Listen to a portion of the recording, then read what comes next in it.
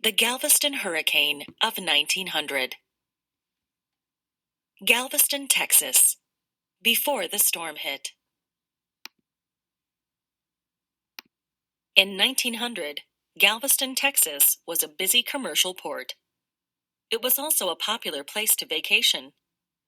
The city sat just along the Gulf of Mexico. Warm waters lapped along its beaches. It would have been an ideal place to visit at the time. But Galveston was on a barrier island. Barrier islands can slow down storms approaching the mainland. They take the impact of the damaging winds and storm surge that accompany a hurricane. This was Galveston's fate. A few days before the great storm, scientists predicted the storm's path would go along the east coast of the United States. Unfortunately, for the 38,000 residents of Texas, the storm changed direction. On September 8, 1900, the hurricane struck. The storm's arrival. The ocean swelled. Waves rose 20 feet within hours. The storm surge easily flooded the island that Galveston called home. Wind speeds grew to 135 miles per hour. It was a Category 4 hurricane, the worst natural disaster in U.S. history. Buildings were shattered from the storm's force. They washed up near other collapsed buildings. People who hid in these structures were crushed. Other people drowned. The storm wiped out entire blocks and destroyed about 3,600 homes. About 8,000 people perished in the storm. Surge. If there is a surge of water, there is a sudden large increase in its depth.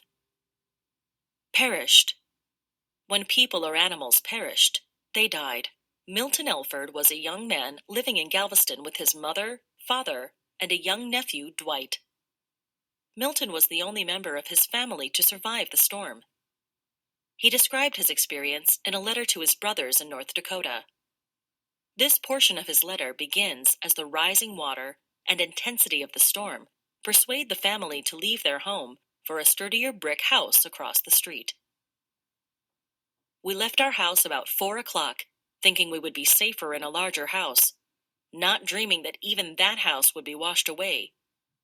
We went across the street to a fine large house, built on a brick foundation high off the ground. About 5 it grew worse and began to break up the fence, and the wreckage of other houses was coming against us. Galveston was a busy commercial port before the storm. Galveston after the storm. Approximately 3,600 homes were destroyed.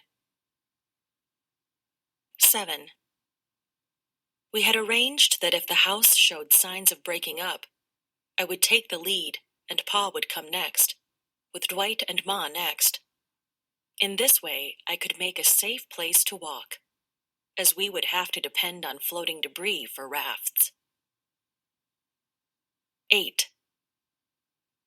There were about 15 or 16 in the house besides ourselves. They were confident the house would stand anything. If not for that, we would probably have left on the rafts before the house went down. We all gathered in one room. All at once the house went from its foundation, and the water came in waist deep, and we all made a break for the door, but could not get it open. We then smashed out the window, and I led the way. 9.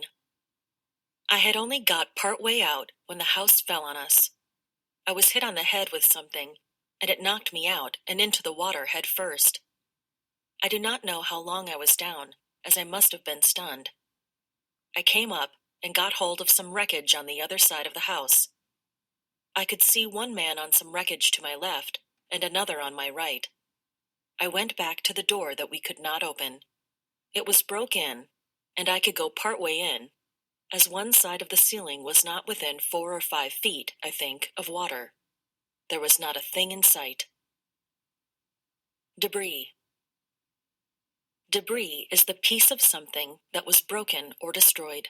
I went back and got on the other side, but no one ever came up that I could see. We must all have gone down the same time, but I cannot tell why they did not come up. I then started to leave by partly running and swimming from one lot of debris to another. The street was full of tops and sides of houses, and the air was full of flying boards. I think I gained about a block on the debris in this way, and got in the shelter of some buildings, but they were fast going down, and I was afraid of getting buried. Just then, the part I was on started down the street, and I stuck my head and shoulders in an old tool chest that was lying on the debris that I was on. I could hardly hold this down on its side from being blown away, but that is what saved my life again. When the water went down about 3 a.m., I was about 5 blocks from where I started.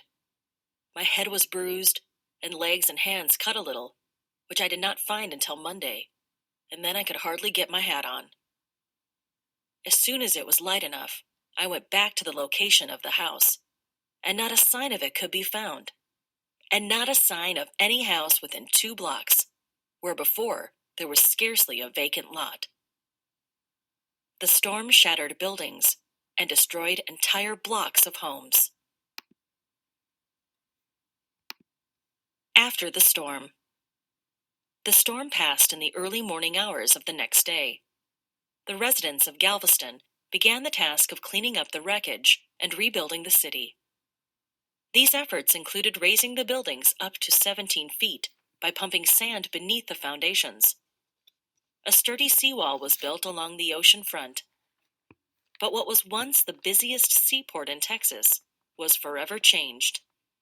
The devastating storm convinced shippers to move north to Houston. It took over a decade for Galveston to fully rebuild and become the thriving city it once was. The city of Galveston today.